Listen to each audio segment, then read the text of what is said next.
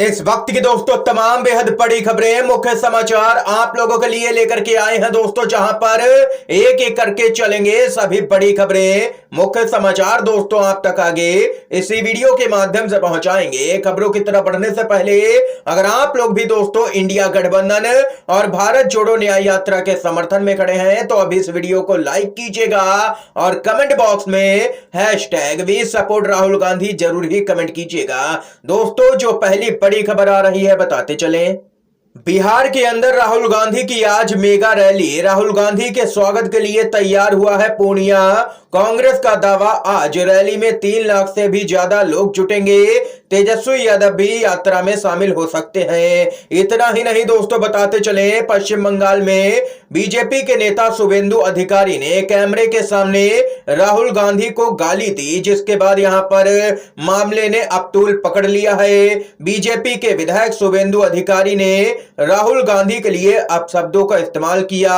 शुभेंदु अधिकारी कैमरे के सामने तहस में आ गए और बातों ही बातों में उनके मुंह से राहुल गांधी के लिए गाली निकल गई। कांग्रेस पार्टी ने शुभेंदु के खिलाफ थाने में शिकायत दर्ज करवाई है। इसके साथ ही कांग्रेस ने अदालत जाने की भी यहां पर चेतावनी दे दी है और शुभेंदु अधिकारी से बिना शर्त माफी मांगने की यहां पर मांग की गई है और पुलिस में भी FIR दर्ज करवा दी गई है शुभेंदु अधिकारी के खिलाफ में। यानी कि कुल मिलाकर के कहा जाए तो बीजेपी वाले अब बौखलाए हुए नजर आ रहे हैं, जो कि राहुल गांधी के लिए अब अपशब्दों का इस्तेमाल बीजेपी के नेता करते हुए नजर आ रहे हैं। जहां राहुल गांधी लगातार कह रहे हैं कि नफरत को मोहब्बत से ही हराया जा सकता है, वहां पर बीजेपी के नेता नफरत फैला रहे हैं, अपशब्दों का इस्तेमाल कर रहे हैं और राहुल गांधी लगातार प्यार भरी भाषा का इस्तेमाल कर रहे हैं। ये यहां पर खबर आई है दोस्तों। अगर आप लोग भी मानते हैं कि राहुल गांधी के ही जैसे यहां पर नेता देश के अंदर होने चाहिए तो अगर अभी तक इस वीडियो को लाइक नहीं किया है तो लाइक जरूर ही कीजिएगा।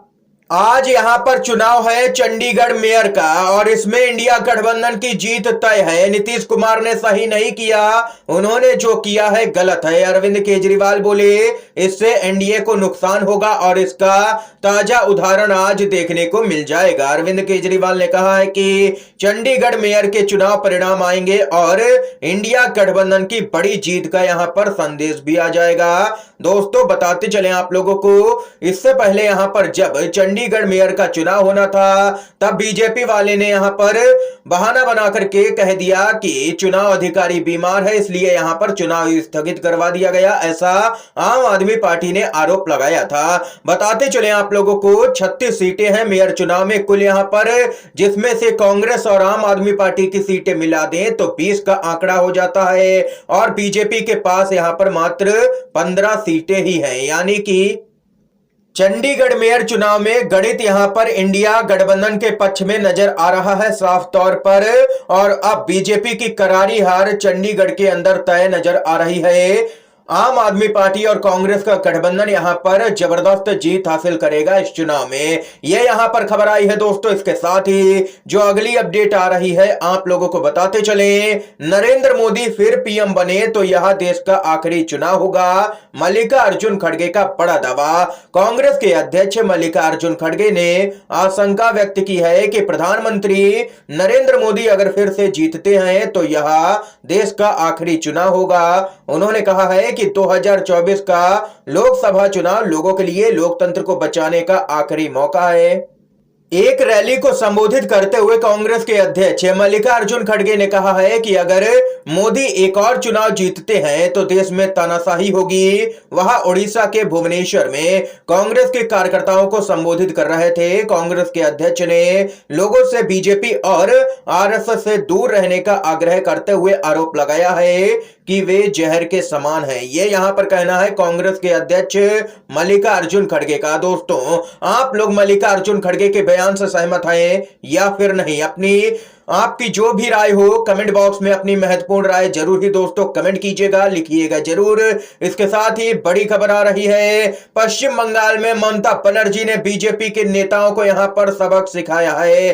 बीजेपी के नेता पश्चिम बंगाल के अंदर माहौल खराब करने की कोशिश कर रहे थे, पुलिस ने कर दी है लाठीचार्ज। बैरकपुर में भाजपा कार्यकर्ताओं और पुलिस में झड़प देखने को मिली है। पुलिस ने बीजेपी के कार्यकर्ताओं और नेताओं को दौड़ा दौड़ा करके पीटा है। पश्चिम बंगाल के उत्तर 24 परगना जिले के बैरकपुर में विरोध प्रदर्शन के दौरान भाजपा कार्यकर्ताओं और पुलिस के बीच में झड़प हो गई।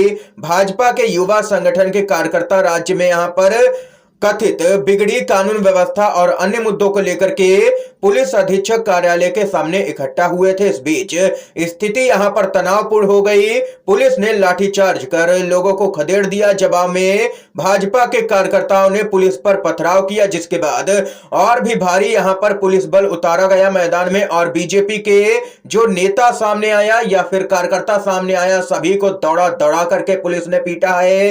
ये यहां पर देख सकते हैं कि पश्चिम बंगाल के अंदर बीजेपी के नेता और कार्यकर्ता लगातार माहौल खराब करने की कोशिश कर रहे हैं और ममता बनर्जी ने उनको सबक सिखा दिया है। इसके साथ ही बड़ी खबर बताते चले कि अररिया में राहुल गांधी के साथ में न्याय यात्रा में उमड़े हैं आरजेडी के कार्यकर्ता। बताते चले कि कांग्रेस का अब तक का सबसे भरोसेमंद गठबंधन सहयोगी है आरजेडी, क्योंकि भारत जोड़ो न्याय यात्रा में उसके तमाम कार्यकर्ता और नेता यहां पर हुए हैं शामिल।